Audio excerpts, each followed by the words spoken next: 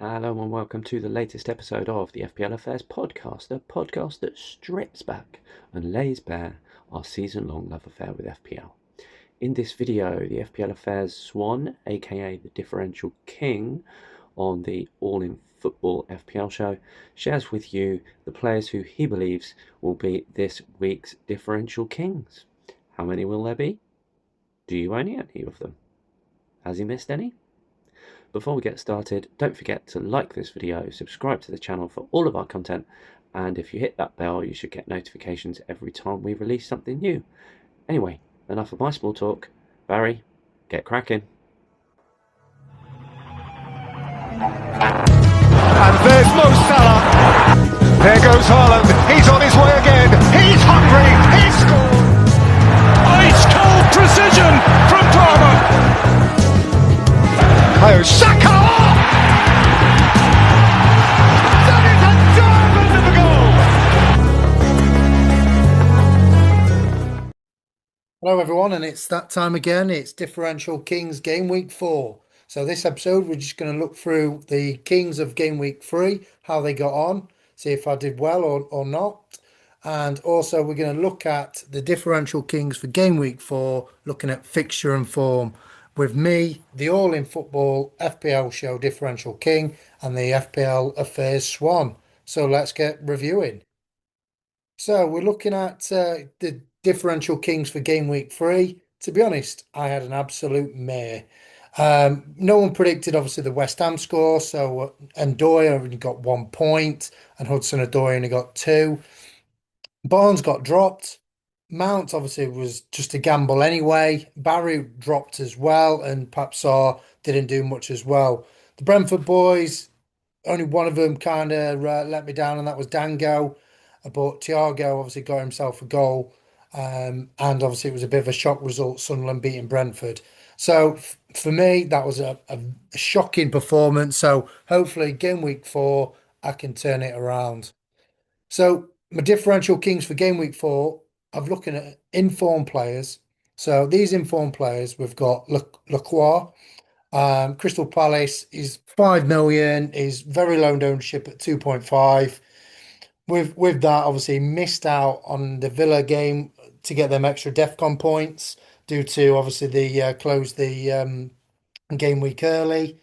So with that, he has already got 2 clean sheets already, and he is an aerial threat from set pieces. And as we know, he got an assist against Aston Villa, so hopefully he can do that again. And for me, he's my one pick to keep an eye out. Next one is Dewsbury Hall. 5 million, so a very good budget midfielder. Aston Villa in shocking form at the moment. So obviously with that, Dewsbury Hall played really well against Wolves in the last game, linked up pretty well with Grealish. So hopefully he can do that in the game against Aston Villa at home. Tavernier, he's been in before. Hopefully he can do better this time round. 5.5 million, another one of them budget midfielders that you could look for.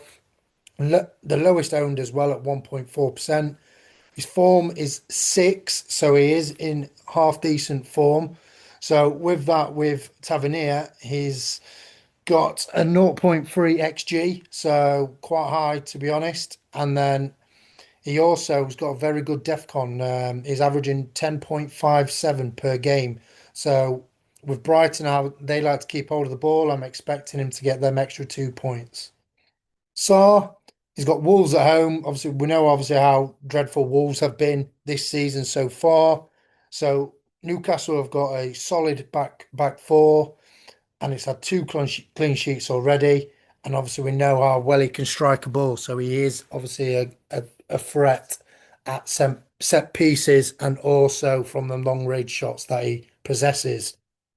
The last one is Szoboszlai, 6.5 midfielder, even though he is playing as a right back, but he has been looking like a Trent Alexander-Arnold-esque right back with his obviously passing range from there, and especially with Burnley's low block as well, might become key for them little through balls from deep whilst he's drawing out the defence.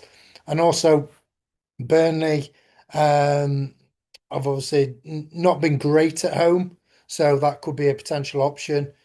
Even though they did beat Burnley, did beat Sunderland, but it wasn't obviously a convincing win because the XG wasn't really that high. So for me, you could also get DEFCON points, especially playing right back, but it depends obviously how Burnley press, and how they're pressing recently is not very high. So looking at fixtures now, so these players have all got good fixtures. So I've gone for Bradley. So it's the debate between, is he going to start? He played both games in the international window. He's 0.1% owned, so the lowest obviously on screen here. So it is a bit of a gamble. Quite a few of these are good gambles, but I think they're intelligent gambles, especially as I mentioned about Burnley's XG 0.89 at home. So obviously a potential clean sheet, especially how Liverpool defended against Arsenal in their last game before the internationals. My next one is Xavier Simmons at Tottenham. 7 million. Obviously, it was a bit too late to play in the Bournemouth game, but obviously, he's looking like he's going to potentially get the start. And obviously, they need that number 10 Tottenham since Maddison obviously got injured. And West Ham, are they going to replicate that form that they did against Forest? I'm unsure they will, especially against a Thomas Frank team that will be wanting revenge after their loss against Bournemouth. So I've gone for the two strikers at Newcastle. Unsure which one of these are going to start, but bearing in mind you've got to look at Wolves. Wolves at home of averaging 2.6 goals against per game. So that's overall, not home. So obviously they've conceded eight already and averaging 11.15 shots per game. So either one of these starts, they're guaranteed they're going to have at least two or three shots in the game. And I'm guaranteed that one of these will get on the mark. So the one that I've gone for is who I think who's going to potentially get the throne is Muniz from Fulham. Obviously, he's a bit of a handful, and obviously, I think you'll need that against Leeds. Obviously, they are quite a big outfit. I think if you look at it, the smallest player that starts is like Notto, and obviously they're like wingers. So defensively wise, they are very strong, especially with Stack there in the holding midfielder role. So for me, I think Muniz is going to start, and I think he's going to look like a good threat. Obviously, he got unlucky with obviously the disallowed goal for Josh King, obviously with his skill that stamped on Chalabar's foot. But for me, I think Muniz is the one to have an eye out. And obviously at 5.5 is a good price, especially if you're owning a 6 million striker like Fulkrug, for example. You could potentially go on Muniz and obviously try and obviously get the points that he will probably get in this game. My last one is Devaney. I think it's a good gamble to have with Devaney. He looked obviously good in the Community Shield when he came on. Obviously scored the winning penalty. You've also got to look at Sar's injured, and obviously Yami Pino is potentially got an ankle injury as well. So I think Davina will start, and obviously with that, you're looking at Sunderland conceded three this season. They do play with low block, but I think Devaney could break that low block and actually get something out of this game. So that's my differential kings. I've gone for fixture and form to try and obviously equal it out if you wanted to look at both aspects, because that is the debate. Which one's better? Is it the form players or is it the fixture?